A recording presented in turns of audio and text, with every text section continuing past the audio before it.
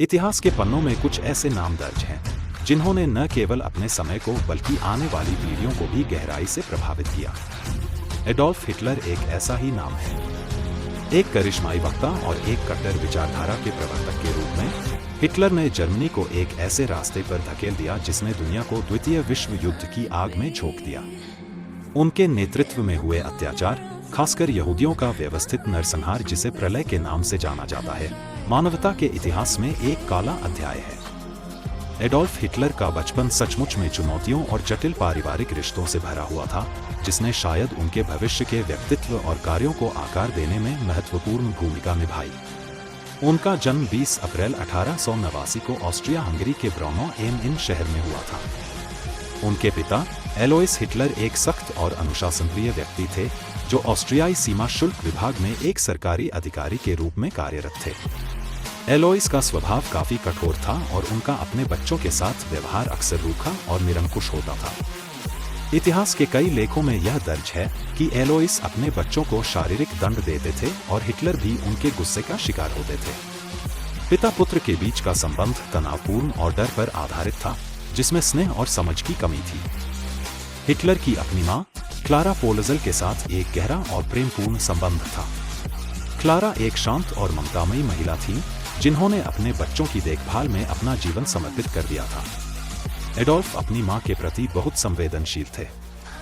Vienna में अपने समय के दौरान हिटलर गरीबी और गुमनामी में रहे, अक्सर मामूली काम करके अपना गुजारा करते थे। इसी दौरान उन्होंने विभिन्न राजनीतिक और सामाजिक विचारों के संपर्क में आना शुरू कर दिया, जिनमें यहूदी विरोधी भावनाएं भी शामिल थीं।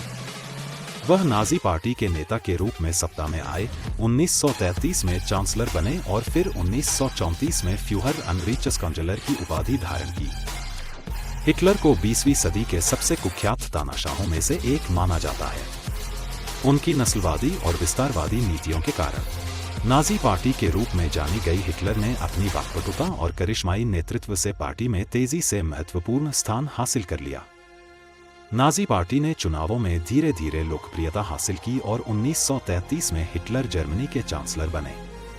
हिटलर ने प्रथम विश्व युद्ध में एक सैनिक के रूप में भाग लिया और जर्मनी की हार और वर्साई की संधि ट्रीटी ऑफ वर्सेल्स की कठोर शर्तों से गहरा आहत हुआ। युद्ध के बाद वह जर्मन वर्कर्स पार्टी में शामिल हो गया। 1 सितंबर 1939 को पोलैंड पर जर्मनी के आक्रमण के साथ द्वितीय विश्व युद्ध शुरू हुआ। हिटलर की सेनाओं ने यूरोप के अधिकांश हिस्से पर तेजी से कब्जा कर लिया। हिटलर के शासन के तहत नाजियों ने यहूदियों, रोमा, समलैंगिकों, विकलांगों और अन्य अल्पसंख्यक समूहों का व्यवस्थित उत्पीड़न और नरसंहार किया। द्वितीय विश्व युद्ध में जर्मनी की हार आसन्न होने पर हिटलर ने 30 अप्रैल 1945 को बर्लिन में आत्महत्या कर लिया। जब सोवियत सेनाएं बर्लिन में उनके कमांड बंकर के करीब पहुंच रही थीं, तो उन्होंने अपनी नई पत्नी ईवा ब्राउन के साथ खुद को गोली मार ली थी और साइनाइड भी खा लिया था।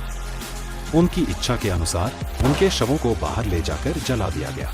आत्महत्या करने से पहले हिटलर अपने सैनिकों को बोला, मेरे मरने के बाद भी मेरा शरीर भी मेरे दुश्मन के हाथों में नहीं जाना चाहिए।